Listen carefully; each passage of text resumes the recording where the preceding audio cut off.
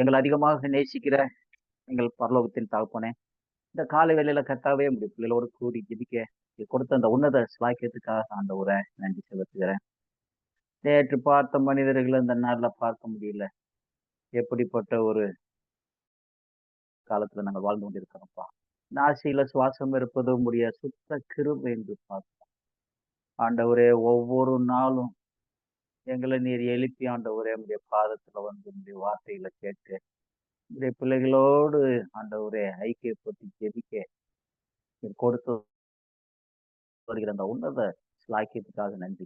பலத்தினாலும் அல்ல, பராக்கிரமத்தினாலும் அல்ல, என்னுடைய ஆவியினால எல்லாம் ஆகும் என்று சொன்னவனமாக, ஓடுகிறவனால் அல்ல, விரும்புகிறவனால் அல்ல, இறங்குகிற தேவனால எல்லாம் ஆகும் என்று சொன்னவனமாக, ஆண்டவரே உம்முடைய இரக்கமும் கிருபையும் தயவும் தான் எங்களை ஒவ்வொரு நாளும் தாங்கி வருகிறதப்பா. ஆண்டவரே நன்றியோடு உம்மை துதிக்கிறோம். உம்முடைய பாதத்துல நாங்கள் வரும்பொழுதெல்லாம் நீ செய்த நன்மைகள் எல்லாம் நினைத்து பார்த்து அதிகமாக ஆண்டவரே நன்றி செலுத்தும்படியான இருதயத்தை தான் விசேஷமா இந்த நாள கூட உம்முடைய தாசனை நீ சிலுவைக்கு பின்னாக மறைங்கப்பா. பரத்திலிருந்து உம்முடைய வார்த்தையை நீர் அனுப்பும்படியாக செஞ்சுக்கிறோம். இந்த வாஞ்சியோடு தாகத்தோடு இந்த காலை வேளையில யாரெல்லாம் கேட்கிறாங்க ஒவ்வொருவரோடு நீங்க பேசுங்கப்பா.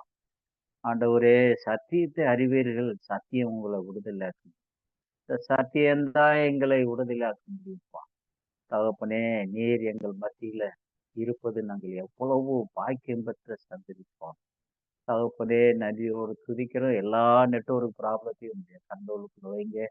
தெளிவான வார்த்தை எங்களுக்கு கிடைக்கிறதுக்கு நீங்க கிருபை செய்யுங்கப்பா. ஆண்டவரே இது யூடியூப் வாயிலா கேட்கிற ஒவ்வொருவரையும் ஆண்டவர் சந்திக்க முடியாது செஞ்சுக்கிறோம்ப்பா. தகப்பனே ஒரு பாவியும் பாவத்தின் நிமித்தம் அழிந்து போகக்கூடாது என்பதால் இந்த கல்வாரியில கடைசி சொட்டு ரத்தம் வரைக்கும் வடிச்சீங்க. ஆண்டவரே இதை நாங்கள் நோக்கி பார்க்கும்போது உங்கள் உள்ளமானது ஒரு விஷயம் உடைந்து நொறுங்கி ஆண்டவர் பாதத்துல சாஷ்டாங்கமாய் விழுவதற்கு எங்களை நொறுக்க முடியாது. இந்த நாங்கள்ல எங்களுக்கு ஜெபாவிய ஊற்றுங்க. ஒருவருக்காக ஒருவர் ஜெபிக்க, ஒருவர் பாரங்களை ஒருவர் சுமக்காங்க. எங்களுக்கு நீர் ஆண்டவரே கற்றுக் கொடுக்க ஆரம்பம் முதல் முடியும் மட்டும் உடைய பிரசன்னம் எங்களோடு இருக்கும். நீங்க ஆண்டவரை அபிஷேகத்தை உபயோகப்படும். பேசு துதி கணம் மகிமையாவும் ஒருவருக்கே செலுத்து. இயேசுவின் மூலம் ஜெபங்கள் நல்ல பிதா. ஆமென். ஆமென். Thank you uncle. கிறிஸ்துவுக்குள் பிரியமானவர்களே, இயேசுவின் பாதத்தில் காலை தியானத்தில் கலந்து கொள்ளும் எல்லாரையும் இயேசுவின் நாமத்தினால் அன்பின் வாழ்த்துக்களோடு வரவேற்கிறோம். தேவன் தாமே இந்த ஜூம் மீட்டிங் மூலியமாக அவருடைய பிள்ளைகளை வைத்து தினந்தோறும் நம்மளோடு பேசி நம்மளை எச்சரித்து நம்மளை ஆதல்படுத்தி நம்மளை ஏற்ற வார்த்தைகளை பரத்திலிருந்து நமக்கு கொடுத்து வருகிறார். இந்த அற்புதமான ஸ்லாகியத்துக்காக அவரை துதித்து நன்றி சொல்லுவோம். இந்த நாளிலும் கூட நம்ம மத்தியில் இருக்கக்கூடிய அருமையான சகோதரர் முத்து குருபாக்கியம் அவர்கள் தேவனுடைய வார்த்தை நம்மளுக்காக பகிர்ந்து கொடுப்பாங்க. அவர்கள் எடுத்துக்கொண்ட தலைப்பு யாருக்கு நாம் காத்திருக்கிறோம். பிரியமானவர்களே, நாம் இந்த நாளில யாருக்காக நாம் காத்திருக்கிறோம்? கர்த்தருக்காக காத்திருக்கிறோமா? மனிதனுடைய உதவிக்காக, முகத்துக்காக, மனிதனுடைய முகத்தில் ஏதாவது நம்மளுக்கு கிடைக்குமா என்பதற்காக காத்திருக்கிறோமா என்பதை குறித்து தெளிவான விதத்தில் நாம் தேவனுடைய வார்த்தை நாம் கேட்க இருக்கிறோம். ஜெபத்தோடு தேவனுடைய வார்த்தை நாம் கேட்போம். தேவன் தாமே இந்த செய்தி ஆசீர்வாதத்தை கொடுப்பாராக.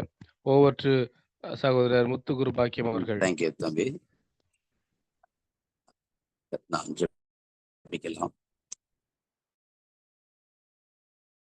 அன்புள்ள ஆண்டவரே, இந்த அருமையான நாளுக்காக நன்றியோடு முயற்சிக்கிறேன். ஆண்டவரே, இந்த நாளில் நீ கொடுத்த ஜீவன் சுகம் பலனுக்காக நன்றியோடு முயற்சிக்கிறேன். ஆண்டவரே, நம்முடைய ஜீவன்ல வார்த்தைகளுக்காக நன்றியோடு முயற்சிக்கிறேன். தகப்பனே, நீதாமே ஆண்டவரே எங்களுக்கு வேண்டிய வார்த்தையை நீங்க தந்து நீங்களே நீ ஆசீர்வதித்தரலாம். ஆண்டவரே, நான் எவ்வளவு தேவையோடு வந்திருக்கிறேன் சுவாமி. இந்த இடத்துல நம்முடைய வார்த்தையை கொடுக்கறதுக்கு நான் எவ்வளவு வேணும் தகுதி இல்லை. ஆனாலும் ஆண்டவரே தகப்பனே, பரிசுத்த ஆவியானவரே, நம்முடைய சிலுவைக்கு பின் மறைத்துக் கொள்ளும்படியாக தெரிஞ்சுக்கிறேன் சுவாமி. வந்திருக்கிற ஏதோ ஒரு தேவையோட வந்திருக்கிறாங்க. ஆண்டவரே, நீங்க தான் பேசணும். என்னுடைய வார்த்தை யாருக்கு இந்த இருக்காது. ஆனா நீங்க பேசுனீங்கன்னா அதுல ஒரு ஆறுதல், தேர்தல், அதுல ஒரு ஆண்டவரே ஒரு கண்டிப்பு. ஆண்டவரே சுவாமி, எல்லா வருஷம் நாங்க ஆண்டவரே சுவாமி உண்மை போல மாறணும்னு சொல்லி நீங்க விரும்புகிற அந்த காரியத்துல பார்க்கிறோம். நீதாம் இறக்கம் சேரலாம் ஆண்டவரே. அப்பா தகப்பனே, நாமத்தினால எதை கேட்டாலும் கொடுப்பேன்னு சொல்லியிருக்கிறீங்க. எஸ் ஆண்டவரே, நீர் சம்பாதித்த அந்த ரத்தத்துல நாங்கள் உங்களிடத்துல கேட்கிறோம் ஆண்டவரே. நீங்க பேசுங்க. உங்களுடைய வார்த்தை ஜீவன். அந்த ஜீவனை நீதாம் எங்களுக்கு தாங்க. நாங்க ஜீவனை கொடுக்கக்கூடிய பிள்ளைகளாக என்னை எங்களை நீர் மாற்றிடலாம் ஆண்டவரே. இறக்க சேப்பற அன்புக்காக நன்றியோடு வைத்திருக்கிறேன். எல்லாவற்றையும் நீர் மிகப்படும். இயேசு கிறிஸ்து நாமத்தில் கெஞ்சுகிறோம் கதறி வல்ல பிதாவே, ஆமென். கிறிஸ்துவுக்குள் பிரியமானவர்களே, இந்த நாளில் கூட நாம் எடுத்துக்கொண்ட ஆண்டவர் கொடுத்த தலைப்பு, நாம் யாருக்காக காத்திருக்கிறோம். அன்பானே, தேவனுடைய வார்த்தை பார்த்தீங்கன்னா சங்கீதம் 37:9 கர்த்தருக்கு காத்திருக்கிறவர்களோ பூமியை சொந்தத்துக் கொள்வார்கள் இறுதி போவதில்லை. அன்பானவர்களே, நாம் ஆண்டவருக்கு காத்திருக்கும் போது பூமியை சுதந்திரிக்கும்படியாக ஆண்டவர் செய்கிறார். நமக்கு அப்படிப்பட்ட ஒரு வாய்ப்பை என்ன செய்கிறார், கொடுக்கிறார். ஏன்னா ஆண்டவர் உங்களுக்காக எனக்காக மாத்திரமல்ல, இந்த பூமியில இருக்கிற ஆண்டவர் கொடுத்த ஒவ்வொரு மக்களுக்காக, ஒவ்வொரு ஆணுக்காக, ஒவ்வொரு பெண்ணுக்காக அவர் தன்னுடைய கல்வாரி சிலுவையில ஜீவனை என்ன செஞ்சிருக்கிறார், கொடுத்திருக்கிறார். அன்பானவர்களே, இந்த நாம் கூட தேவனுடைய வார்த்தைக்கு கடந்து செல்வதற்கு முன்பதாக ஒரு மிஸ்ல எப்படி நாம் தியானத்திட்டு நாம் தேவனுடைய வார்த்தைகளை கடந்து செல்லலாம். ஜோன் ஆஃப் ஆர்க், ஆற்றல் தரும் ஆண்டவர் தலைப்பு போட்டிருக்குது. ஜோன் ஆஃப் ஆர்க் அந்த பார்த்தீங்கன்னா ஊர் வந்து தொமரமி நாடு, பிரான்ஸ் நாடு. தரிசன பூமியும் பிரான்ஸ் நாடு. 1431 ஆண்டு மே 31, 19 வயது இளம்பன் மரத்தில் கட்டப்பட்டவளாய் தீயில் உயிருடன் கொளுத்தப்பட்டாள். கொடுங்கோளர்கள் வேடிக்கை பார்க்க அத்தீயின் நடுவே அவள் உதடுகள் இயேசுவே இயேசுவே என்று முணுமுணுக்க உடல் எரிந்தது, உயிர் பிரிந்தது. 16 வயதில் ஆண்டவரிடமிருந்து இறைச்செய்தியை பெற ஆரம்பித்தாள். ஜோன் ஆஃப் ஆர்க் அசரீரியான துணிகளை கேட்டு மக்களிடம் கூறுவது அவள் வழக்கம். அன்று உடனே போய் பிரான்ஸ் நாட்டு மன்னருக்கு உதவி செய், அவர் தம் நாட்டை திரும்ப பெற துணை புரிவாயாக அப்படிங்கிற கட்டளை வந்ததும் வீரமுடன் எழுப்பினாள் ஜோன். தன் தலைமுடியை கத்தரித்தாள், போர் வீரர் போன்று உடையணிந்தாள். மன்னரை சந்தித்து நடந்ததை விளக்கினாள். திருச்சபை தலைவர்கள் கூட்டம் ஜோனை பரிகாசம் செய்தது. இப்பெண்ணால் என்ன செய்ய முடியும் என்று ஏளனம் செய்தனர். மன்னர் யோசித்தார். சிறு படை ஒன்றை கொடுத்தார். அதன் உதவியால் ஆர்லியன்ஸ் என்ற நகரை கைப்பற்றினாள். 4 வெற்றிகளை குவித்தாள் ஜோன். மதவாதிகள் ஜோனை சந்தேகித்தனர். கடவுள் தங்களிடம் பேசாது சிறு பெண்ணிடம் பேசியதை அவர்களால் தாங்கிக் கொள்ள முடியவில்லை. அவள் புரட்டுக்காரி என்று தீர்ப்பிட்டனர். திருச்சபைக்கு புறம்பாக்கப்பட்டாள்.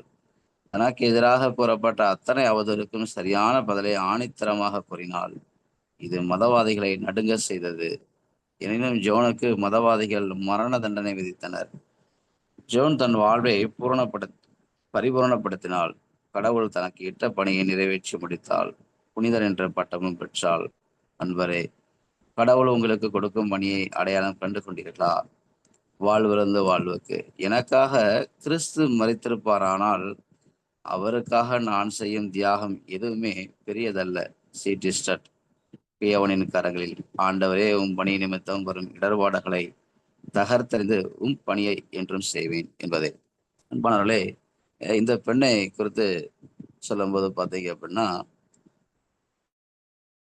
திருச்சபை தலைவர்கள் கூட்டம் ஜோனை என்ன செய்ததான், பரிகாசம் செய்ததான். இந்த நாட்களில் கூட இந்த சிறிய பெண்கள், இந்த பெண்கள் வாலிப பிள்ளைகள் மூலமாக ஆண்டவர் அற்புதமான ஒரு காரியங்களை செய்யும்போது யாருக்கு பிடிக்கல? திருச்சபை தலைவர்கள் கூட்டத்துக்கு பிடிக்கல.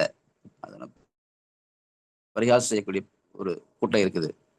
அருமையானவர்களே, மதவாதிகள் ஜோனை சந்தேகித்தனர் என்பதாக ஒரு இடத்துல நம்ம பார்க்கிறோம். அவள் புரட்டுக்காரிய தீர்ப்பு கொடுக்குறாங்க. திருச்சபைக்கு புறம்பாக்கப்பட்ட காரியங்கள் யோசிச்சு பாருங்க. நம்முடைய ஆலயங்கள்ல அருமையானவர்களே, இப்படி ஏதாச்சும் பெண்கள் ஆண்டவர் அவங்க மூலமா ஒரு அதிசயங்கள், அற்புதங்கள் ஆண்டவர் அவர்களை பயன்படுத்தும் போது நாம் அவர்களை வைக்கக்கூடிய பிள்ளைகளாக நாம் இருக்கிறோமா? திருச்சபைக்கு புறம்பாக்கப்பட்ட பிள்ளைகளா அந்த பிள்ளைய நம்ம அப்படி நாம் ட்ரீட் பண்றோமா? நம்ம என்ன செய்யணும்? ஆராய்ந்து பார்க்கணும். ஆணித்தரமாக அவள் கூறிய அந்த பதிலை கேட்டு மதவாதிகள் நடுங்க செய்ததான். ஆண்டவர் பார்த்தீங்க அப்படின்னா, ஆண்டவர் பேசக்கூடிய இந்த வார்த்தைகளை அதிகாரத்தோடும் ஒரு வல்லமையோடும் புறப்படும் போது அருமையானவர்களே அநேகரை என்ன அப்படின்னா நடுங்க செய்கிறது. சரிங்களா? அப்ப நாம் இந்த நாளில் கூட நாம் ஒரு சிலரை பார்க்கலாம். அவங்க ஆண்டவருக்கு எப்படி காத்திருந்தாங்க அப்படின்ட்டு. அன்பானவர்களே, முதலாவதாக நாம் யோசேப்பு பார்த்தீங்கன்னா ஆரம்ப நாட்கள்ல அவர் எப்படி பொதுவாக நம்முடைய காரிகளில் வாலிப நாட்கள்ல அப்படியே வந்துக்கிட்டே இருக்கும்போது திருமணத்துக்காக எல்லாரும் காத்திருப்பாங்க. திருமணத்துக்காக காத்திருக்கும் போது அன்பானவர்களே, இந்த யோசேப்புக்கு இயேசுவோட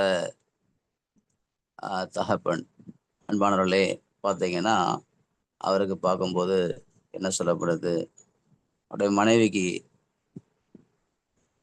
மத்தேயு 1:20 வாசிக்கிறேன், 19 வாசிக்கிறேன்.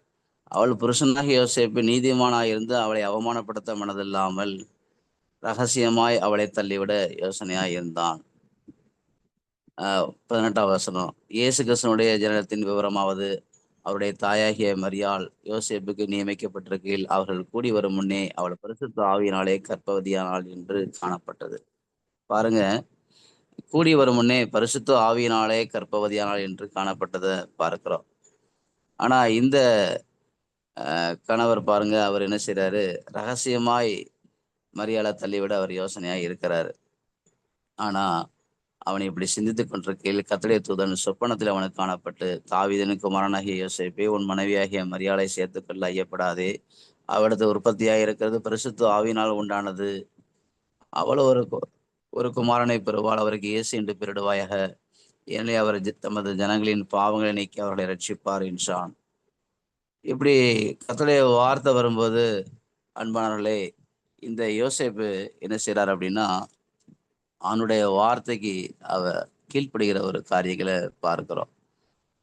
24 வசனத்துல, யோசேப்பு நித்திரை தெளிந்து கர்த்தருடைய தூதன் தனக்கு கட்டளையிட்டபடியே தன் மனைவியை சேர்த்து கொண்டு, பார்த்தீங்களா, இதுக்கு பின்னாடி ஆண்டவர் இருக்கிற நம்ம பார்க்கிறோம். அருமையானவர்களே, தேவனுடைய வார்த்தைக்கு அந்த மனுஷன் கீழ்ப்படியும் போது பாருங்க, தேவகுமாரனை ஆண்டவர் நமக்கு என்ன செய்யறாரு, கொடுக்கிறாரு. பிரியமானவர்களே, அப்ப என்ன அப்படின்னா ஒரு குடும்பத்துல முதலாவதாக கணவன் கீழ்ப்படிய ஆண்டவருக்காக காத்திருந்து அவனுடைய வார்த்தைக்கு என்ன செய்யணும் அப்படின்னா கீழ்ப்படியக்கூடிய இடத்துல இருக்கும்போது அந்த குடும்பம் பார்த்தீங்கன்னா ஒரு வெற்றியுள்ள ஒரு குடும்பமா என்ன செய்யும், ஆண்டவருக்காக பிரகாசித்து ஜொலிக்கும். இந்த மரியாதை குறித்து நாம் பார்க்கும்போது நீங்க லூக்கால பார்க்கலாம். இந்த மரியாள் அவங்க என்ன சொல்றாங்க, லூக்கா 1:34, அதற்கு மரியாள் தேவதூதனை நோக்கி, இது எப்படியாகும், புருஷனே அறியேனே.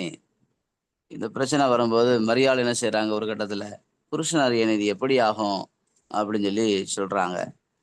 ஏன்னா தேவதூதன் அவளுக்கு பிரதித்திரமாக, பரிசுத்த ஆவி உண்மையில வரும், உன்னதமானுடைய பலம் உண்மையில் உன்னதத்தில் பிறக்கும் பரிசுத்தம் உள்ளது தேவனுடைய குமாரன் என்னப்படும், இதோ உனக்கு இனத்தாலாயிருக்கிற எலிசபெத்தும் தன் முதிர் வயதிலே ஒரு புத்திரனை கற்பந்திருந்திருக்கிறாள், மலடி எண்ணப்பட்ட அவளுக்கு இது 6ஆம் மாதம், தேவனாலே கூடாத காரியம் ஒன்றுமில்லை என்றான். இங்க அழகான ஒரு வார்த்தை அடுத்து பார்க்கிறோம். அதற்கு மரியாள், இதோ நான் ஆண்டவருக்கு அடிமை, உம்முடைய வார்த்தையின்படி எனக்கு ஆக கடவுது என்றாள். அப்பொழுது தேவதூதன் அவளிருந்து போய்விட்டான். அருமையான, எவ்வளவு அருமையான ஒரு வார்த்தை பார்த்தீங்களா. இதோ நான் ஆண்டவருக்கு அடிமை, அந்த மரியாள் சொல்லுகிற ஒரு காரியம். இப்படி குடும்பத்துல இருக்கிற ஒவ்வொரு மனைவிமார்களும் ஒவ்வொரு சகோதரிகளும் இதோ நான் ஆண்டவருக்கு அடிமை, உம்முடைய வார்த்தையின்படி எனக்கு ஆக கடவுது. நம்முடைய சித்தம் எதுவும் நடக்க வேண்டாங்க, நம்முடைய சொந்த சித்தம் மாம்ச சிந்தை அது மரணம், அது சிலுவையில் அறையப்படணும். அருமையானவர்களே, இப்படி ஒவ்வொரு குடும்பத்துல நம்முடைய ஆலயத்துல வரக்கூடிய குடும்பங்கள், கணவன் மனைவி, இப்படி அவங்க ஆண்டவருக்கு கீழ்ப்படிந்தாங்க அப்படின்னா என்ன, நாம் ஒரு வெற்றியுள்ள ஒரு பிள்ளைகளை நாம் என்ன செய்யலாம், நாம் பார்க்கலாம். இந்த மரியாதை குறித்து அடுத்த ஒரு சம்பவத்தை நாம் பார்க்கலாம். இவங்கெல்லாம் எப்ப கீழ்ப்படிந்தாங்களாம்? தன்னுடைய வாலிப நாட்கள்ல. அன்பானவர்களே, தேவனுடைய வார்த்தைய அருமையான சிறு பிள்ளைகள், வாலிபர்கள் கர்த்தருடைய வார்த்தையை கேட்டுக்கொண்டிருந்தாங்கன்னா, இந்த வாலிப நாட்களை ஆண்டவருக்கு ஒப்பு கொடுக்கும்போது அது ஒரு பெரிய ஒரு வெற்றியுள்ள ஒரு வாழ்க்கைய இந்த குடும்பத்துல, ஊழியங்களை நாம் என்ன செய்யலாம், பார்க்கலாம். யோவான் சுவிசேஷத்துல கூட இந்த மரியாதை குறித்து ஒரு சம்பவம். கானா ஊர்ல என்ன செய்யறாங்க, அந்த கல்யாண வீட்டுல பாருங்க, ஆஹ் யோவான் 2ல 3ஆம் நாளிலே கல்யாவில கானா ஊரிலே ஒரு கல்யாணம் நடந்தது. இயேசுவின் தாயும் அங்கே இருந்தால், இயேசுவும் அவருடைய சீஷரும் அந்த கல்யாணத்துக்கு அழைக்கப்பட்டிருந்தார்கள். திராட்சை ரசம் குறையப்பட்ட போது இயேசுவின் தாய் அவரை நோக்கி, அவர்களுக்கு திராட்சை ரசம் இல்லை என்றாள். அதற்கு ஆண்டவர் சொல்றாங்க, சிறியே, எனக்கும் உனக்கும் என்ன, என் வேலை இன்னும் வரவில்லை. இங்கதான் பிரச்சனை. நம்ம என்ன அப்படின்னா, பல நேரங்கள்ல உடனடியாக என்ன செய்யணும், நம்ம ஏதாச்சும் ஒரு காரியம் நம்ம கேட்கிறோம் அப்படின்னா, ஆண்டவர்கிட்ட ஜெபம் பண்றோம்னா உடனே ஆண்டவர் என்ன செஞ்சிடணும், பதில் கொடுத்துடணும் அப்படின்னு பாக்குறோம். ஒருத்தன் விதை விதைக்கிறான் அப்படின்னா உடனே அறுவடை வேணும். ஊழியம் செய்யறோம் அப்படின்னா உடனே அதுல கனிகள் வேணும். ஆண்டவர் சொல்றாரு, நீ காத்துரு, நான் உனக்கு செய்யறேன் அப்படின்னு ஆண்டவர் என்ன செய்யறாரு சொல்றாங்க. இங்க ஆண்டவர் சொன்ன ஒரு வார்த்தை என்ன பாருங்க, அவருடைய தாய் வேலைக்காரர் இயேசுவோட அம்மா சொல்றாங்க, சாரி, அவர் உங்களுக்கு என்ன சொல்லுகிறாரோ அதன்படி செய்யுங்கள். அவங்க அம்மா அழகா சொல்ற, அவர் உங்களுக்கு, ஆண்டவர் உங்களுக்கு என்ன சொல்றாங்களோ அதை நீங்க என்ன செய்யுங்க. அருமையானவர்களே, என்ன அப்படின்னா, இங்க வந்து இந்த பந்து விசாரிப்பாக்காரங்க வேலைக்காரர்களை அந்த அவனுடைய வார்த்தைக்கு கீழ்ப்படியக்கூடிய ஒரு பக்குவத்துல அவர்கள் உடனே கீழ்ப்படியக்கூடிய காரியங்கள்ல, அப்படிப்பட்ட வார்த்தைகளை சொல்லக்கூடிய இடங்கள்ல மரியாதை அவர்கள் என்ன செஞ்சாங்க, இருந்தாங்க. ஏன்னா இவங்க சொல்லக்கூடிய அந்த வார்த்தைகளுக்கு அந்த வேலைக்காரர் என்ன செஞ்சாங்களாம், உடனடியாக கீழ்ப்படிந்தார்கள் அப்படின்னு நம்ம பார்க்கிறோம். அவங்க கீழ்ப்படிந்தனால தான் என்னாச்சு அப்படின்னா, எந்த மனுஷனும் 10 வசனம், முன்பு நல்ல திராட்சை ரசத்தை கொடுத்து ஜனங்கள் திருப்தியடைந்த பின்பு ருசி குறைந்ததை கொடுப்பான், நீரோ நல்ல ரசத்தை இதுவரைக்கும் வைத்திருந்ததே என்றான். இவ்விதமாக இயேசு இந்த முதலாம் அற்புதத்தை என்ன செஞ்சாரு, கீழே உள்ள கானாவுலே செய்தாருன்னு சொல்லி நம்ம பார்க்கிறோம். அருமையானவர்களே, இந்த அற்புதம், முதல் அற்புதம் செய்வதற்கு பார்த்தீங்கன்னா, முதலாவதாக இயேசுவோட தாய் மரியாள் அவங்க என்ன செஞ்சாங்க, வாலிப நாட்டுல கீழ்ப்படிந்த காரியங்களை பார்க்கிறோம். இந்த வேலைக்காரர்கள் அவர்கள் கீழ்ப்படிந்ததை பார்க்கிறோம். அடுத்து பாத்தீங்கன்னா, ஆண்டவராக இயேசு கிறிஸ்து அவர் வந்து பாத்தீங்கன்னா, எப்ப பிதா வந்து அனுப்புனாரோ அப்ப என்ன செஞ்சாரு, அவர் பாத்தீங்கன்னா தன்னுடைய ஊழியத்தை ஆரம்பிக்கக்கூடிய காரியங்களை பார்க்கிறோம். அன்பானவர்களே, பாத்தீங்கன்னா அவருடைய ஞானஸ்நானம் பாருங்க, ஆண்டவர் பிதா எப்ப அனுப்புனாரோ அப்ப கரெக்டா சொல்லக்கூடிய காரியங்களை நம்ம பார்க்கிறோம். சரிங்களா? லூக்கால 3ஆம் அதிகாரத்துல 21 ஜனங்கள் எல்லாரும் ஞானஸ்நானம் பெற்ற போது இயேசுவும் ஞானஸ்நானம் பெற்று ஜெபம் பண்ணுகையில் வானம் திறக்கப்பட்டது. பரிசுத்த ஆவியானவர் ரூபம் கொண்டு புறாவை போல அவர் மேல் இறங்கினார். வானத்திலிருந்து ஒரு சத்தம் உண்டாகி, நீர் என்னுடைய நேசகுமாரன், மேல் பிரியமா என்று உரைத்தது. அப்பொழுது இயேசு ஏறக்குறைய 30 வயதுள்ளவரானார். 30 வயதுல ஆண்டவர் தன்னுடைய ஊழியத்தை ஆரம்பிக்கிற காரியங்களை பார்க்கிறோம். அன்பானவர்களே, வாலிப நாட்கள்ல எல்லா இந்த உலகத்துல இருக்கக்கூடிய எல்லா ஆசைகள் நிறைந்த நாட்கள்ல தான் அவரும் நம்மை போல மாம்சம் ரத்தம் உடையவராகி என்ன செஞ்சாரு, எல்லா ஆசாபாசங்களை வெறுத்து உங்களுக்காக எனக்காக ஜீவனை கொடுக்கும்படியாக என்ன செஞ்சார், ஆண்டவர் அந்த வாலிப நாட்கள்ல அப்படியே என்ன செஞ்சார், ஒப்பு கொடுத்தார். வாலிப நாட்கள் ஒப்பு கொடுக்கும் போது அவருக்கும் நம்மை போல என்ன செஞ்சு சோதனை வந்தது. என்ன அப்ப பாத்தீங்கன்னா, லூக்கா 4ல இயேசு பரிசுத்த ஆவியினாலே நிறைந்தவராய் யோர்தானை விட்டு திரும்பி ஆவியானவர்களே வனாந்திரத்துக்கு கொண்டு போகப்பட்டு 40 நாள் பிசாசினால் சோதிக்கப்பட்டார். பாருங்க, உங்களுக்கு எனக்கு வரக்கூடிய இந்த சோதனை கூட இயேசு ஆண்டவருக்கு 40 நாள் பிசாசு என்ன செஞ்சு சோதிக்கப்பட்டார். அந்த நாட்டிலே அவர் ஒன்றும் புசியாதிருந்தார். அந்த நாட்கள் முடிந்த பின்பு அவருக்கு பசி உண்டாயிற்று. அப்பொழுது பிசாசு அவரை நோக்கி, நீர் தேவனுடைய குமாரனானால் இந்த கல் அப்பமாகும்படி சொல்லும் என்றான். அவர் பிரதியுத்தரமாக என்ன ஆண்டவர் சொல்றாங்க, மனுஷன் அப்பத்தினாலே மாத்திரமல்ல தேவனுடைய ஒவ்வொரு வார்த்தையினாலும் பிழைப்பான் என்று எழுதியிருக்கிறதே. நம்ம சாப்பிடுற சாப்பாட்டினால மாத்திரம் கிடையாது பிரியமானவர்களே, தேவனுடைய வார்த்தை அது ஜீவனாக இருக்கிறது. தேவனுடைய வார்த்தை அது ஜீவனாக இருக்கிறது. அந்த ஜீவன் அந்த விதை மூலமாக நாம் என்ன செய்ய முடியும் அப்படின்னா பிழைக்க முடியும். பாருங்க, அந்த வார்த்தையை கொண்டே இயேசு ஆண்டவர் பிசாசை ஜெயித்தார்.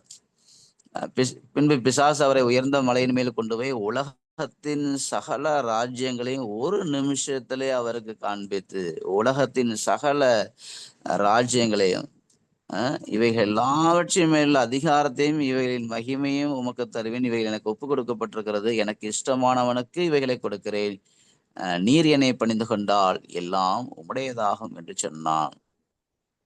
இயேசு அவனுக்கு பிரதித்திரமாக, எனக்கு பின்னாக போ சாத்தானே, உன் தேவனாக கர்த்தரை பணிந்து கொண்டு அவர் ஒருவருக்கே ஆராதனை செய்வாக என்று எழுதியிருக்கிறதே என்றார். பாருங்க, எப்படி தேவனுடைய வார்த்தை கொண்டே மீண்டுமாக பிசாசை ஜெயித்தார். அப்பொழுது அவன் அவரை எருசலேமை கொண்டு போய் தேவாலயத்தை உப்பரிகை மேல் அவரை நிறுத்தி, நீர் தேவனுடைய குமாரனானால் இங்கே இருந்து தாழ கொதியும், என்னை உண்மை காக்கும்படிக்கு தம்முடைய தூதர்களுக்கு உண்மை குறித்து கட்டிடுவார் என்றும், உமது பாதம் கல்லில் இடராதபடிக்கு அவர்கள் உண்மை கைகளில் ஏந்தி கொண்டு போவார்கள் என்றும் எழுதியிருக்கிறது என்று சொன்னான். அதற்கு இயேசு, உன் தேவனாகிய கர்த்தரை பரீட்சை பாராதிருப்பாயாக என்று சொல்லி இருக்கிறதே என்றார். பாருங்க அன்பானவர்களே, ஆண்டவர் அவருடைய வார்த்தை கொண்டே என்ன செஞ்சு, தேவனுடைய வார்த்தை கொண்டே பிசாசு என்ன செஞ்சார், ஜெயித்தார். பிரியமானவர்களே, இப்ப எப்ப பிசாச ஜெயிக்க முடியும் அப்படின்னா, இப்போ ஒரு சின்ன ஒரு கேள்வி. தண்ணீர் இருக்கு இல்லையா, அந்த தண்ணீரை வந்து பார்த்தீங்க அப்படின்னா எப்படி அது குளிரா இருக்குதா அல்லது ரொம்ப பயங்கரமா ஹீட்டா இருக்குதா அப்படிங்கிறத எப்ப நம்மளுக்கு எப்படி தெரியும்? யாராச்சும் அன்மியூட் பண்ணி கூட சொல்லலாம். தண்ணீர் வந்து குளிரா இருக்கிறதா அல்லது பயங்கரமா ஹீட்டா இருக்கிறதா அப்படிங்கிறத எப்படி நம்மளுக்கு தெரியும்? தொட்டு பார்த்தாதான் தெரியும் பிரதர். அழகா சொன்னீங்க, அழகா சொன்னீங்க. என்ன இப்ப ரொம்ப பயங்கரமா ஹீட் ஆகிட்டு இருக்குது. ரொம்ப வாட்டர் வந்து பார்த்தீங்கன்னா பயங்கரமா ஒரு பெரிய பானையில, இந்த பொதுவாக கிராமங்கள்ல என்ன செய்வாங்க, ஆரம்ப நாட்கள்ல அந்த விறகை வச்சு என்ன செய்வாங்க, குளிக்கிறதுக்காக வெந்நி வைப்பாங்க, என்ன சுடுதண்ணி வைப்பாங்க. பயங்கரமா ஹீட் ஆகிட்டு இருக்குது. அதை நம்ம தொடுவோமா? மாட்டோம். தொடுவோமா? தொட மாட்டோம். தொட்டா என்ன ஆயிரும்? வெந்து போயிடும். இது போல ஒரு கிறிஸ்தவன் ஒரு கிறிஸ்தவள் வந்து பார்த்தீங்கன்னா கொதிநிலை கிறிஸ்தவளாக இருந்தால் பிசாசு டச் பண்ணவே முடியாதான். அவங்க வந்து அன்டச்சபிள் கிறிஸ்டியன், அவங்கள தொடவே முடியாதான். அருமையானவர்களே, நம்முடைய வாழ்க்கையில பார்த்தீங்கன்னா எவ்வளோ போராட்டங்கள், எவ்வளோ ஆண்டுகள் ஜெபம் பண்ணிக்கிட்டு இருப்போம் ஏதோ ஒரு காரியங்களுக்காக. நம்மளுக்கு உடனே அது பதில் பார்த்துருக்க மாட்டோம். ஏன்னா அப்ப சோர்ந்து போயிடுறாங்க மக்கள், ஐயோ நம்மளுக்கு ஜெபத்துக்கு பதில் இல்லையே அப்படின்ட்டு. பொதுவா என்ன அப்படின்னா, இந்த பிரச்சனைகள் போராட்டங்கள் மத்தியில தான் நம்மளுக்கு வெற்றியே கிடைக்குதான். நீங்க நம்ம பொதுவா இந்த டீ போடுறோம் இல்லை, டீ போடும்போது பார்த்தீங்கன்னா வெறுமனே இந்த ஃபர்ஸ்ட் கரண்ட் அடுப்பு நான் வைக்கும்போது பார்த்தீங்கன்னா காலையில வெறும் அந்த ஒரே ஒரு பாயிண்ட்ல வச்சோம்னா அது அதிகமா என்ன செய்யாது, கொதிச்சு நம்மளுக்கு அதிகமாக அந்த பொங்குறதுக்கு முன்னாடி அப்படியே ஆஃப் பண்ணிடுவோம். ஏன்னா அப்போ ஒரு 4-5 பாயிண்ட் வச்சாதான் அது வேகமாக என்ன செய்யும், கொதிக்க ஆரம்பிக்கும். ஏன்னா அந்த பொங்குறதுக்கு முன்னாடி நம்ம டீ கிடைக்கும். வெறும் ஒரே ஒரு பாயிண்ட்ல அப்படியே வச்சுக்கிட்டே இருந்தோம் அப்படின்னா நம்மளுக்கு என்ன செய்யாது, டீ கிடைக்காது. அது அதிகமாக ஹீட்டாக ஏன்னா அது அந்த வெளியில வர்றதுக்கு முன்னாடி என்ன செய்வோம், அப்படியே ஆஃப் பண்ணிட்டு நம்ம டக்குன்னு அழகாக குடிப்போம். இப்படிதான் அன்பானவர்களே, நம்ம அதிகமாக ஹீட்டு நிறைய ஹீட். அதான் வேல்ஸ் தேசத்துல நான் ஒரு ஆர்டிக்கல் படிக்கும்போது நம்ம ஜெயகிறிஸ்துல 1904 நினைக்கிறேன். ஏன்னா பரிசுத்த ஆவியானவர் சூறாவளி போல பற்றி எரிந்தாராம். பற்றி எரியும் போது என்ன நடந்துச்சுன்னா அப்படின்னா, அங்க நாத்திகர்கள் மனம் திரும்பினாங்களாம். கடவுளே இல்லைன்னு சொல்லக்கூடிய நாத்திகர்கள். என்னுடைய ஜெபத்துல நினைச்சுக்கிடுவேன்.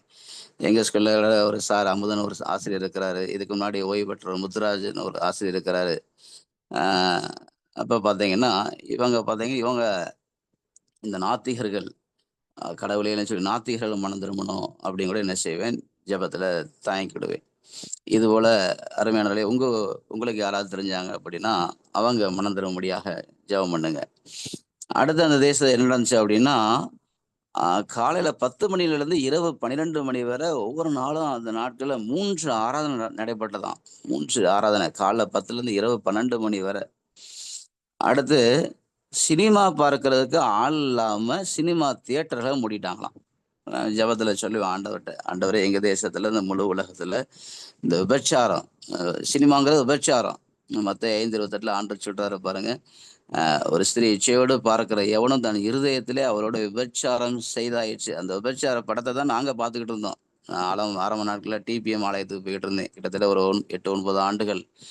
நல்ல நானும் வெள்ளை சட்டை, வெள்ளை ஃபேண்ட் போடுவேன். என் மனைவி வெள்ளை சாரி கட்டிட்டு தான் போவாங்க. என்ன போவோம் நாங்க. ஆனா அந்த சினிமாவ நாங்க ஆலயத்துக்கு போய் பார்த்துக்கிட்டு இருந்தோம். அதான் விபச்சார படம். அ நாடகம் அது ஒரு தீய ஆவி. அநேக தாய்மார்கள், கிறிஸ்தவ தாய்மார்கள் அத நம்ம கிறிஸ்தவ தாய்ன்னு சொல்றது கஷ்டம். நான் சர்ச்சுக்கு போற எல்லாருமே கிறிஸ்தவர்கள் அப்படின்லாம் சொல்லிட முடியாது. ஏன்னா 50, 40, 50 ஆண்டுகள் நான் ஆலய சகவாசத்துக்கு போறேன்னு சொல்லக்கூடிய சில தாய்மார்கள் கூட என்னால நாடகத்தை விட முடியல அப்படின்னு சொல்றத நான் கேள்விப்பட்டிருக்கிறேன். அது ஒரு தீய ஆவிங்க. நாடகம் ஒரு தீய ஆவி. என்ன சொல்லி கொடுக்குறான் நாடகத்துல? அ மாமியார் மருமகள கொலை பண்ணு, மருமக மாமியார கொலை பண்ணு. இது சபைக்குள்ளாக நடக்குது பிரியமானவர்களே. சபைக்குள்ளாக நடக்கிறது. எதுக்கு இத சொல்றேன் அப்படின்னா, எங்களுக்கு இப்படிப்பட்ட பிரச்சனை வரும்போது இந்த விபச்சாரத்த நாங்க சினிமா படத்த பார்த்துக்கிட்டு இருந்தனால தான் எங்க 2 பேருக்குள்ள ஆரம்ப நாட்கள்ல டைவர்ஸ் மாரி பிரச்சனை வந்தது. டைவர்ஸ் மாரி பிரச்சனை வந்தது. அ அன்பானவர்களே, ஆண்டவருடைய ஜெபம், எல்லாருடைய ஜெபத்த கேட்டு தான் போலீஸ் ஸ்டேஷன் வரை நான் போயிருந்தேன். அப்ப அந்த போலீஸ் ஸ்டேஷன்ல என் மனைவி பார்த்தீங்கன்னா, நான் அப்பா வீட்டுக்கு போக மாட்டேன். நான் புருஷன் வீட்ல தான் இருப்பேன்னு சொல்லும்படியா உதவி செஞ்சு எல்லாரும் எங்க குடும்பத்த ஆண்டவர் சேர்த்து வச்சாரு. இந்த கனமான ஊழியத்த குடுத்தாரு. எதுக்கு இத சொல்றேன்னா, அந்த பயங்கரமா அந்த பிரச்சனை வரும்போது தான் நான் ஆண்டவர்ட்ட கேட்க ஆரம்பிச்சேன். நான் என்ன பாவம் செஞ்சிருக்கேன் ஆண்டவரே? என்ன நல்லா போயிட்டு இருக்கும்போது ஒண்ணும் கேட்கலையே! நல்ல ஒரு அரசு வேலைய குடுத்தாரு. அரசு சம்பளத்த குடுத்தாரு. நான் அது பாட்டுக்கு போய்க்கிட்டு இருந்துச்சு. ஆலயத்துக்கு போனோம். ஒண்ணும் கேட்கல ஆண்டவர்ட்ட. இந்த பிரச்சனை வந்துச்சு. குடும்பம் உடைபடுற ஒரு சூழ்நிலை வந்தது தான், என்ன பாவம் செஞ்சிருக்கிறேன், என்னுடைய ஒவ்வொரு பாவங்களா கடவுள் ஞாபகப்படுத்தினாரு. அருமையானவர்களே! அதனால தான் நம்ம எதுக்கும் என்ன செய்ய வேண்டாம், சோர்ந்து போயிற வேண்டாம். ஐயோ! நம்முடைய வாழ்க்கையில பயங்கரமா ஒரு போராட்டம் வந்துகிட்டு இருக்கு அப்டின்ட்டு. ஏன் அப்டின்னா, ஆண்டவராக இயேசு கிறிஸ்து அவரு எப்படி எதற்காக சொல்றேன் அப்டின்னா, அவரு இன்னும் நான் அவர்ட்ட கேட்டுட்டு இருக்கேன் ஆண்டவர்ட்ட. ஆண்டவரே நீங்க இடைப்பட்ட நாட்கள்ல நேரம் கிடைக்கும்போது மாதம் அல்லது ஒரு 2 மாதத்துக்காக ஒரு முறையாச்சும் போய் இந்த மலையில போய் இரவு நேரங்கள்ல ஏற்கனவே உங்கட்ட சொல்லியிருப்பேன்னு நெனைக்கிறேன். ஏன்னா இரவு நேரங்கள்ல அ அப்பா ஜெபம் பண்ண போனாங்க ஏசப்பா. நானும் நான் கூட அப்பா ஏசப்பாவோட பிள்ளையா இருக்கிறேன். நானும் போய் ஜெபம் பண்ணணும்னு சொல்லிட்டு என் மனைவிட்ட சொல்லிட்டு தான். ஏன்னா அனுமதி இல்லாம நம்ம பாட்டு இஷ்டத்துக்கு வீட்ல மனைவி குடுத்துருக்கிறார் இல்லையா? ஆண்டவர்ட்டயும் மனைவிட்டயும் சொல்லிட்டு ஜெபம் பண்ண போயிட்டு இருந்தேன். ஆனா இங்கே நேற்று கூட நாங்க உடால படிக்கும்போது லூக்கா 6:12 போட்டிருக்குது. அந்நாட்டிலே அவர் ஜெபம் பண்ணும்படி ஒரு மலையின் மேல் ஏறி முழுவதும் தேவனை நோக்கி ஜெபம் பண்ணி கொண்டிருந்தார். இதுவும் ஒரு ஆசை எனக்கு. இப்ப கொஞ்ச நேரம் ஒரு 1 மணி நேரம் பக்கம் போய்க்கிட்டு இருந்தேன். இரவு ஒரு 7 மணிக்கு மேல. இப்ப ஒரு ஆசை இருக்குது. ஆண்டவரே போல இரவு முழுவதும் என்னுடைய பாதுகாப்பு கடவுளுடைய கரத்துல இருக்கு பிரியமானவர்களே. எதுக்காக ஆண்டவர் எனக்கு அத ஒரு வாய்ப்பு குடுக்குறாரு. குடுக்கணும் அப்டின்னா, நீங்களும் ஜெபம் பண்ணிக்கங்க. ஏன்னா ஏன்னா 12 சீஷர்கள ஆண்டவருக்காக உயிர் கொடுக்கக்கூடிய சீஷர்கள ஆண்டவரு இப்படி ஜெபம் பண்ணி, அதற்கப்புறம் என்ன செய்றாரு, பொழுது விடிந்தபோது அவர் தம்முடைய சீஷர்களை வரவழைத்து, அவர்களுக்கு 12 பேரை தெரிந்து கொண்டு, அவர்களுக்கு அப்போஸ்தலர் என்று பெயரிட்டார். அப்போஸ்தலர் என்று பெயரிட்டார். இந்த 12 பேர ஆண்டவரு ஏன் ஆண்டவர் பார்த்தீங்கன்னா, அவர் எதற்காக உங்கள என்ன அழைத்திருக்கிறார் அப்டின்னா, நானும் சாதாரண பிள்ளைகள் கிடையாது. நீங்க நானும் சாதாரண பிள்ளைகள் கிடையாது. மத்தேயு 10 அவர் எதற்காக ஊழியக்காரராக, ஊழியக்காரியாக, மிஷனரியாக எதற்காக விரும்புறார் அப்படின்னா, அவர் தம்முடைய 12 சீஷர்களையும் தம்மிடத்துல வரவழைத்து, மத்தேயு 10:1 வாசிக்கிறேன். அசுத்த ஆவிகளை துரத்தவும், சகல வியாதிகளையும், சகல நோய்களையும் தீர்க்கவும் அவர்களுக்கு அதிகாரம் கொடுத்தார். இந்த அதிகாரம் எங்க இருந்து வரும்? ஆண்டவர்கிட்ட இருந்து கிடைக்கக்கூடிய அதிகாரங்க. இந்த அதிகாரம் பார்த்தீங்கன்னா, அசுத்த ஆவிகளை துரத்துறதுக்கு, சகல வியாதிகளும், சகல நோய்களையும் நீக்கிறதுக்கு அவர் அதிகாரம் கொடுக்கிறார். எந்த நேரத்திலையும் என்னால இந்த அற்புதம் நடந்துச்சுன்னு வாயில சொல்லிடக்கூடாது. இதுக்கு பேக்ரவுண்டு பிதா, குமாரன், பரிசுத்த ஆவியர் இருக்கிறாங்க. ஏன்னா நம்ம சொல்லிட்டோம் அப்படின்னா சோழி முடிஞ்சு போச்சு, எல்லாமே முடிஞ்சு போச்சு. சரிங்களா? எல்லா இடங்களையும் ஆண்டவரை மகிமைப்படுத்தும் போது ஆண்டவர் இந்த 108 ஆம்புலன்ஸுக்கு அழகா சொல்லுவாங்க, மத்தேயு 10:8. இதற்காக ஆண்டவர் சொல்றாரு, மத்தேயு 10:8 வியாதி உள்ளவர்களை சொஸ்தமாக்குங்கள். இந்த அதிகாரம் கொடுத்தது அவர் தான் செய்யறாரு. பேக்ரவுண்ட்ல ஆண்டவர் தான் செய்யறாருங்க. எந்த இடத்துல என்னுடைய காரியங்கள் ஒண்ணுமே கிடையாது. குஷ்டரோகிகளை சுத்தம் பண்ணுங்க, மரித்தோரை எழுப்புங்க, மரிச்சு போன மரித்தர்கள், ஆவிக்குரிய செத்த நிலைமையில இருக்கக்கூடிய கிறிஸ்தவனையும் எழுப்புங்க, மரித்தோரை எழுப்புங்க, பிசாசுகளை துரத்துங்க, இலவசமாய் பெற்றீர்கள், இலவசமாய் கொடுங்கள், இலவசமாய் பெற்றீர்கள். அன்பான எத்தனை பேர் நார்மலாவே ஆண்டவர் எத்தனை பேர் ஒரு சில ஆள்களை இறந்தவர்களை உயிரோடு எழுப்பியிருக்கிறாரு. என்ன அப்படிப்பட்ட அற்புதங்களும் நடந்துகிட்டு இருக்குது. ஆனா ஆவிக்குரிய ஒரு மருத்துவ நிலையும் இருக்கிறாங்க. பல ஆண்டுகளாக ஆலயத்துக்கு போய்கிட்டு கிறிஸ்தவனுங்கிறத ஒரு போலியான ஒரு கிறிஸ்தவன் சொல்லி ஒரு போலியான ஒரு வாழ்க்கையை ஜனங்கள் வாழ்ந்துகிட்டு இருக்க காரியங்களை பார்க்கிறோம். அன்பானலை இப்படிப்பட்ட சீசரில் வாலிப நாட்கள்ல நமக்கு நம்முடைய வாலிப பிள்ளைகள், நம்முடைய பிள்ளைகளுக்கு நாம் தான் என்ன அப்படின்னா முன்மாதிரி ஆண்டவருக்கு அடுத்தபடியாக நம்மிடத்துல அப்பா அம்மாட்டார பிள்ளைகள் யாரை பார்க்கிறாங்கன்னா இயேசுவை பார்ப்பாங்களாம். ஏன்னா நம்முடைய பிள்ளைகள் சாட்சி எப்படி சொல்லணும் அப்படின்னா, நான் ரொம்ப சரியா இருக்கேன்னு நானே சொல்லக்கூடாது.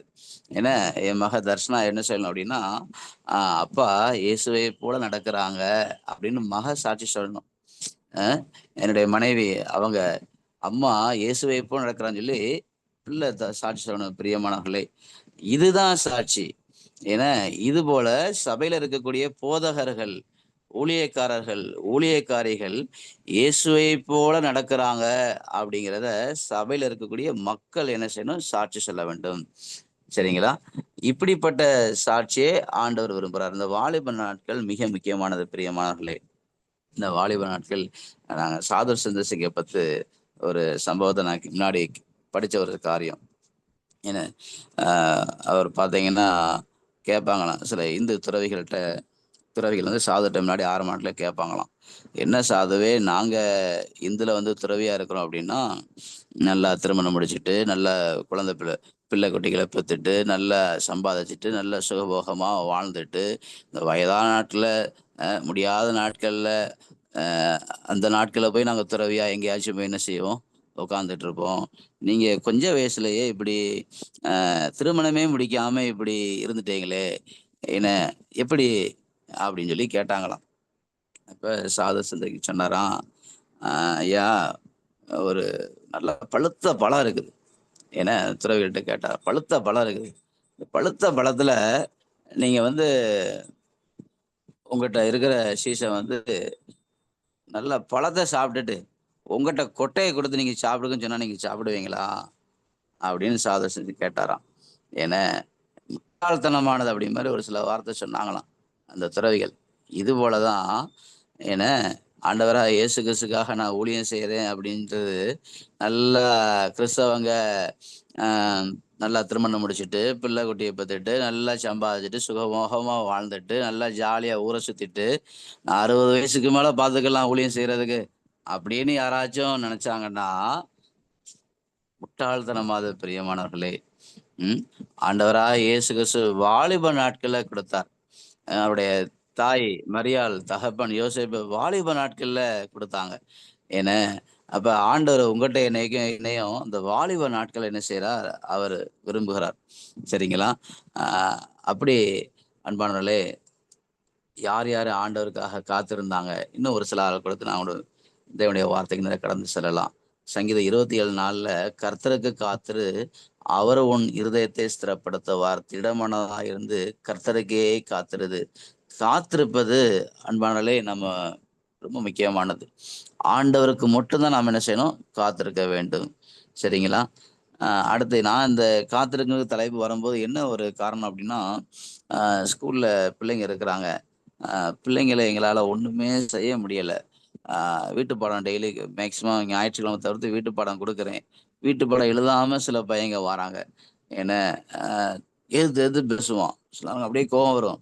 என்ன அப்போ இவன் இன்னும் ஒர்க்கு வீட்டு பாடம் கொடுத்தாலும் ஹோம்ஒர்க் கொடுத்தா எழுத மாட்டேங்கிறானே, என்ன வீணாய் போயிருச்சா? விதை மண்ணுக்குள் மறைந்திருப்பது போல தேவனுடைய நேரம் வரும்போது என்ன செய்யுமா?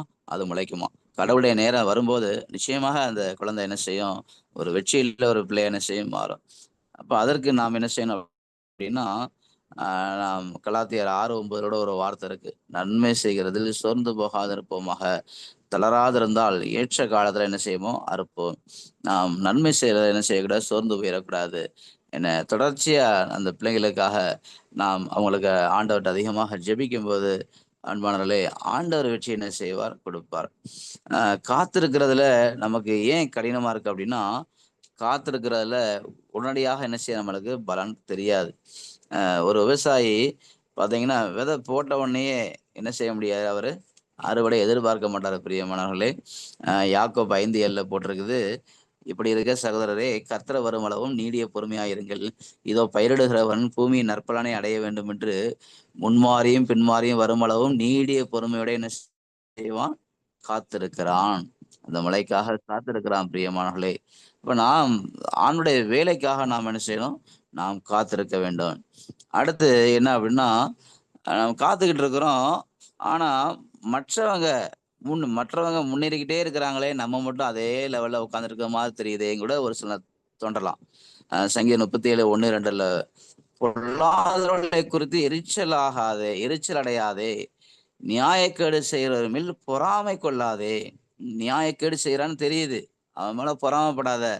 பொல்லாத பொல்லாத காரியங்கள் செய்யறான், அவன் மேல என்ன செய்ய? எரிச்சல் ஆகாத. அவர்கள் புல்லை போல் சீக்கிரமாய் அறுப்புண்டு பசும் உண்டை போல் வாடி போவார்கள். அன்பானவர்களே, ஒரு நாளும் நம்ம மற்றவர்களை குறித்து நாம் என்ன செய்யணும்? பார்க்க வேண்டாம். ஏன்னா நம்மளை சரி பண்ணிக்கிட்டே போனோம் அப்படின்னா, நம்ம கூட இருக்கிற கூட்டம் என்ன செய்யும்? ஆண்டவர் நம்ம மூலமா ஆண்டவரை பார்த்தாங்கன்னா அவங்க என்ன செய்வாங்க? ஆண்டவரை பார்த்து சரி பண்ணிக்கிட்டே என்ன செய்வாங்க? போவாங்க. அதுபோல பரிசுத்த வேதாகமத்துல யார் யாரெல்லாம் காத்திருக்காங்க பாருங்க. ஆபிரகாம் குழந்தைக்காக கிட்டத்தட்ட 25 வருஷம் காத்திருந்தாரு. பிரியமானவர்களே, குழந்தைக்காக 25 வருஷம் காத்திருந்தார். ஏன்னா ஆதியாகமம் 21:1-2 பாத்தீங்கன்னா, கர்த்தர் தாம் சொல்லியிருந்தபடி சாராள் பேரில் கடாட்சமானார். கர்த்தர் தாம் உரைத்தபடியே சாராளுக்கு செய்தருளினார். ஆபிரகாம் முதிர் வயதாக இருக்கையில் சாராள் கர்ப்பவதியாகி தேவன் குறித்திருந்த காலத்திலே அவனுக்கு ஒரு குமாரனை பெற்றாள். அன்பாலே, இங்க ஒரே ஒரு சின்ன ஒரு சம்பவத்தை சொல்லலாம்னு ஆசைப்படுகிறேன். ஏன்னா அதாவது ஒரு ஊழியக்காரருக்கு ஆண்டவர் கொடுத்த ஒரு தரிசனம். சரிங்களா? நம்முடைய தேவன் வந்து அனாதைகளின் தேவனா. சங்கீதம் 68:5 பண்ண போட்டிருக்குது. தம்முடைய பரிசுத்த வாசஸ்தல் இருக்கிற தேவன் திக்கற்ற பிள்ளைகளுக்கு தகப்பனும் விதவைகளுக்கு நியாயம் விசாரிக்கிறோமாய் இருக்கிறார் என எண்ணற்ற பிள்ளைகளை பேரிடர்கள் கடந்த நாட்கள்ல 25/6/26 நினைக்கிறேன், 25 ஜூன் 25 நினைக்கிறேன், தென் அமெரிக்க கண்டத்துல வெனிசுலா நாட்டுல கிட்டத்தட்ட பூகம்பம் வந்து 1,00,000 பேர் இறந்திருக்கலாம் மாதிரி ஒரு கேள்விக்குறி போட்டிருந்தாங்க. சரிங்களா? இந்த 1,00,000 பேர் இப்படி எண்ணற்ற அநேக பேரிடர்கள், பூகம்பங்கள், இயற்கை சீற்றங்கள் அநேகரை பார்த்தீங்கன்னா, பேரண்ட்ஸ் இல்லாம எத்தனை குழந்தைகளுக்கு பெற்றவங்க இல்லைன்னு தெரியல, எத்தனை குழந்தைகளுக்கு அப்பா அம்மா இல்லைன்னு தெரியல பிரியமானவர்களே.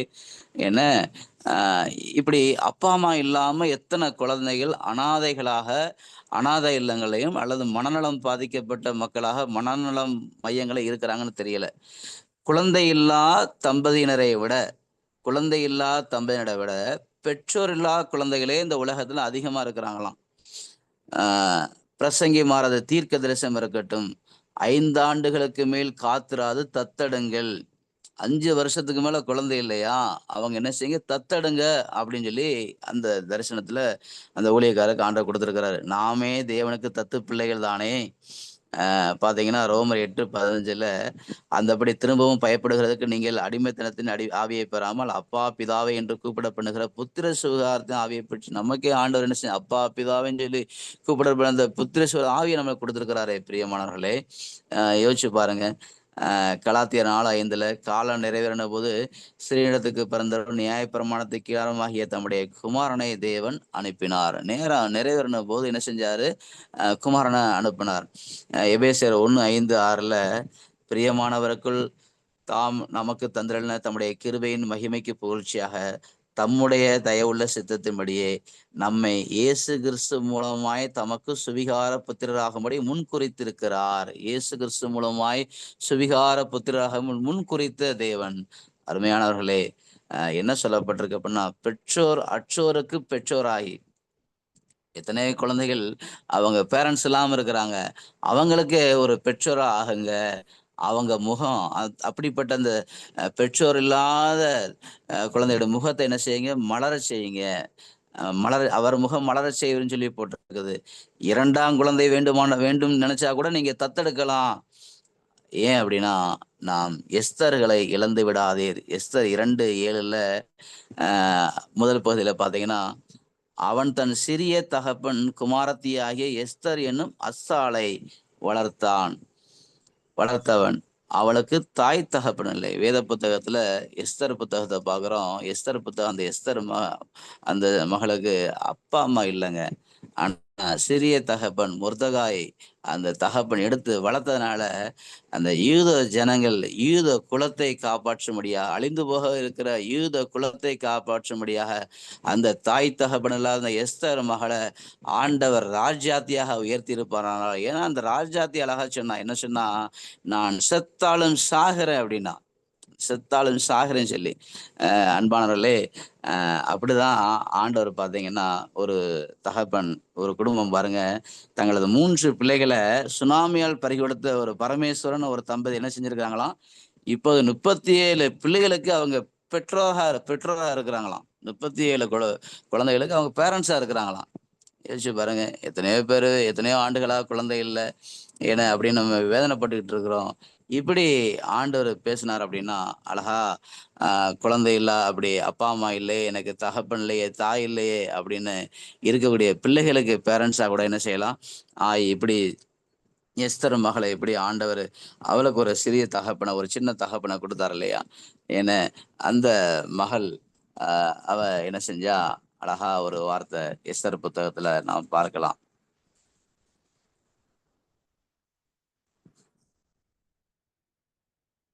அந்த மகள் சும்மா இருக்கலைங்க. அந்த எஸ்தர் அழகா ஒரு வார்த்தை மொர்தகாய் சொல்லுவாரு. எஸ்தர்ல வாசிக்க 4:14 நீ இந்த காலத்திலே மௌனமா இருந்தால் யூதருக்கு சகாயமும் ரட்சிப்பும் வேறொரு இடத்திலிருந்து எழும்பும். அப்பொழுது நீயும் உன் தகப்பன் குடும்பத்தாரும் அழிவீர்கள்.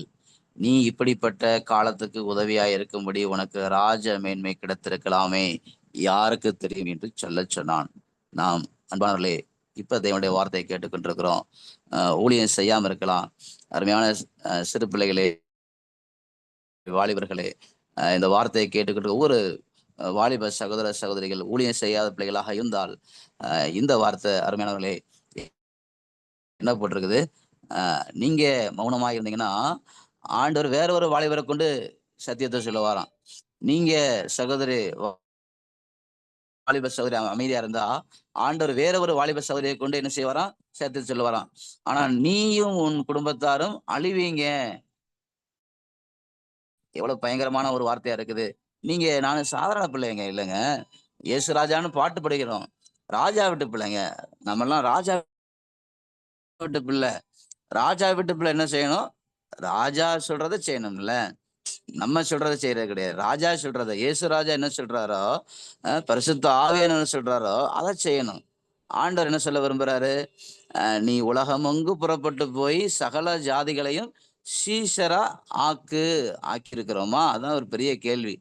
வாலிபர்களை சீசர்களாக உருவாக்கி இருக்கிறோமா? சபைகள்ல எத்தனை ஆண்டுகள் ஆலயம் பார்த்தீங்கன்னா, கிட்டத்தட்ட 90 ஆண்டுகள் அருமையானவர்களே, சகவாசத்தை ஆண்டவர் நடத்தி எத்தனை ஆண்டு நடத்திக்கிட்டு இருக்கிறாரு. எத்தனை வாலிப சகோதர சகோதரிகளை நாம் ஆண்டவருக்கென்று அர்ப்பணிக்கக்கூடிய இடத்துல நம்ம உருவாக்கி இருக்கிறோம். அப்படின்னா அந்த வாலிப பிள்ளைங்க யாரை பார்ப்பாங்க? அப்பாவை பார்ப்பாங்க, அம்மாவை பார்ப்பாங்க. அப்ப என்ன சொல்லுவாங்க? அப்பா சரியா இருந்தா பிள்ளை சரியா இருக்கும். சரிங்களா? அப்பா ஆலயத்துல போய் ஜெபிக்க போனா, பிள்ளை ஆலயத்துல போய் ஜெபிக்க போகும். அம்மா ஆலயத்துல போய் ஜெபிக்க போனா, பிள்ளை ஆலயத்துல போய் ஜெபிக்க போகும். ஏன்னா, ஒரு ஆலயத்துல அருமையானவர்களே, ஊழியம் நடக்கல, ஜெப ஊழியம் நடக்கல அப்படின்னா, போதகர் ஜெபிக்க போகாம போ இருக்கக்கூடிய மக்கள் ஜெபிக்க வரமாட்டாங்க. நம்ம இடைப்பட்ட நாட்கள்ல இந்த மத்திய வார கூட்டங்கள், உபவாச கூட்டங்களுக்கு சில ஆலயங்கள்ல அருமையானவர்களே, இன்னும் அந்த ஜெபம் நடக்காம இருக்கிற காரியங்களை பார்க்கிறோம். அப்ப என்னன்னா, நம்ம அவங்களுக்காக கண்ணீர் சிந்தல. இயேசு ஆண்டவரை போல நான் அவங்களுக்காக கண்ணீர் சிந்தல பிரியமானவர்களே. சிந்திருந்தா ஓடி இருப்பாங்கல்ல. அதான் ஆண்டவர் கேட்கக்கூடிய ஒரு கேள்வியா இருக்குது. கேட்கும்போது ஆண்டவர், நீ அவங்களுக்காக கண்ணீர் சிந்திருக்கிறையா? இப்படிப்பட்ட மக்களுக்காக கண்ணீர் சிந்திருக்கிறையா? அப்படின்னு ஆண்டவர் உங்கள்கிட்ட என்னை கேட்கிறாரு. அருமையானவர்களே, நம்ம சாதாரண பிள்ளைகள்ல ராஜா வீட்டு பிள்ளைங்களை என்ன செய்யணும் மறந்துட வேண்டாம். இந்த எஸ்தர் ராஜாத்தி என்ன செஞ்சா? நான் செத்தாலும் சாகிறேன் அப்படின்னா, இப்ப ஆண்டவர் என்ன எதிர்பார்க்கிறாரு? ஆண்டவருக்காக அந்த 11 சீசர்கள் ஒருத்த மட்டும்தான் யூதாஸ் காரியத்துக்காகமா யூதாசுன்னு சொல்லி துரோகின்னு சொல்லி நாம் யூதாஸ் இடத்துல உட்கார்ந்து இருக்கிறோமா? ஆண்டவருக்கு துரோகியா உட்கார்ந்து இருக்கிறோமா? ஆண்டவருக்காக ஒரு ஒரு ஜெபத்துக்கு போக முடியாம, ஆலயத்துக்கு ஜெபத்துக்கு போக முடியாம உட்கார்ந்துட்டு இருக்கிறோமா? அருமையானவர்களே, நீங்க லூக்கால எடுத்து பார்த்தீங்கன்னா, ஒரு விதவை குறித்து அன்னாள் அப்படிங்கிற விதவை குறித்து போட்டிருக்குது. இந்த ஒரு வார்த்தை சொல்லி முடிக்கலாம் ஆசைப்படுகிறேன். லூக்கால 2ல ஆசேருடைய கோத்திரத்தாலும் பானுவேலின் குமாரத்தியும் ஆகிய அன்னாள் என்னும் ஒரு தீர்க்கதரிசி இருந்தால், அவள் கன்னி பிராயத்தில் விவாகமானது முதல் 7 வருஷம் புருஷனுடைய வாழ்ந்தவளும் அதிக வயது சென்றலுமாயிருந்தால், ஏறக்குறைய 84 வயதுள்ள அந்த விதவை தேவாலயத்தை விட்டு நீங்காமல் இரவும் பகலும் உபவாசித்து ஜெபம் பண்ணி ஆராதனை செய்து கொண்டிருந்தாள். பாருங்க, இப்படிப்பட்ட தாயாக நாம் ஆலயத்துல போய் ஜெபிக்கிறோமா? இப்படிப்பட்ட ஊழியக்காரியாக ஆலயத்துல போய் நாம் ஜெபிக்கிறோமா? இப்படிப்பட்ட ஆண்டவரே, அன்புள்ள பிரியமானவர்களே, இப்படிப்பட்ட மக்களாக நாம் ஜெபிக்கிற ஊழியக்காரியா இருக்கிறோமா? ஜெபிக்கிற தகப்பனாக தாயாக இருக்கிறோமா? இப்படி நாம் இருக்கும் பட்சத்துல நிச்சயமாக நம்முடைய ஆலயங்கள்ல ஆண்டவர் என்ன செய்வார்? நம்மை பார்க்கிறவங்க இயேசு ஆண்டவரை பார்த்தாங்க அப்படின்னா, அந்த மக்களும் அந்த 11 சீசர்கள் எப்படி உயிர் கொடுக்கக்கூடிய ஆண்டவருக்காக உயிர் உயிர் கொடுத்தாங்க பிரியமானவர்களே, நம்ம பிள்ளைங்களும் ஆண்டவருக்காக உயிர் கொடுக்கக்கூடிய ஒரு தீர்க்கதரிசியை ஆண்டவர் நிச்சயமாக எழுப்புவார். ஆண்டவர் பெரிய காரியங்களை செய்வார். நாம் ஜெபிக்கலாம். எனக்கு அன்பான ஆண்டவரே, தகப்பனே, இந்த அருமையான வேலைக்காக நன்றியோடு உம்மை துதிக்கிறோம். ஆண்டவரை, நாங்கள் யாருக்கு காத்திருக்கிறோம் சுவாமி? ஆண்டவரே, தகப்பனே, நாங்கள் உமக்கு காத்திருந்து, ஆண்டவரே, நீங்க கர்த்தருக்கு காத்திருக்கிறவர்களோ பூமியை சுதந்திரத்துக்குள்ளான்னு சொன்னீங்க. ஆண்டவரே, எங்களுக்காக மாத்திரமல்ல, நீங்க மறைக்கல ஆண்டவரே, இந்த உலகத்தில் இருக்கிற ஒவ்வொரு மக்களுக்காக அந்த கல்வாரி சிலுவையில ஜீவனை கொடுத்தீங்கப்பா. அந்த நாளை நாங்கள் ஒரு நாளும் மறந்துடாதபடி ஆண்டவரே, நீதாமே ஒரு விசையாக ஆண்டவரே, தகப்பனே, ஆண்டவரை கண்ணீர் சிந்தாத ஒரு பாவியா இருக்கிறேன் சுவாமி. அந்த பவுலை போல ஆண்டவரே, பாவிகளும் பிரதான பாவியா இருக்கிறேன் தகப்பனே. என்னை மன்னியும் ஆண்டவரே. உம்முடைய பரிசுத்த ரத்தத்தினால என்னை கழுவி சுத்திகரியும் ஆண்டவரே. அந்த தெபோரால் நீதிபதி சொல்றாங்களே, இதோ நான் தாயாக எலும்பல, அதனாலதான் என்னுடைய கிராமங்கள் பாழாய் போயினான்னு சொல்லி, என் ஆண்டவரே, இப்படி ஜெபிக்கக்கூடிய ஒரு சகோதரியை நீர் எழுப்போம் ஆண்டவரே. அப்பா, பவுலை போல பிரதான பாவின்னு சொல்லி ஆண்டவரே, உமக்காக ஆண்டவரே, தகப்பனே, ஆண்டவரே, தாழ்த்தி ஜெபிக்கக்கூடிய சகோதரனை எழுப்பும் ஆண்டவரே. எங்களுக்கு நீங்க வாலிப பிள்ளைகள் நீங்க தாங்க, சிறு பிள்ளைங்களை தாங்க ஆண்டவரே. உமக்காக உயிர் கொடுக்கக்கூடிய சீசிகளை தாங்க ராஜா. நீங்க அப்படியே செய்யப்படுற அன்புக்காக நன்றி. அதிகமா விசேஷமா ஆசீர்வதிங்க. அப்பா அம்மா உசிலம்பட்டில் வச்சிருக்கிறீங்க, பெரிய ஆண்டவர், பெரிய ஆலயத்தை தாங்க ஆண்டவரே. இந்த ஜூம் ஆண்டவரே ஸ்தலத்தை நீர் கொடுத்துருக்கு. இங்கே எங்களுக்கு 1000 ஆத்துமக்கள் நிரம்பி வழிய நீர் இறக்கம் பாராட்டும். நீர் அப்படியே செய்யப்படுற அன்புக்காக நன்றி. பலவீனமா இருக்கிற ஒவ்வொருவரையும் பலப்படுத்த நீரே மிகைப்படும். இயேசு கிறிஸ்துவின் நாமத்தில் கெஞ்சுகிறோம் கதறுகிற ஜீவன்ல பிதாவே, ஆமென்.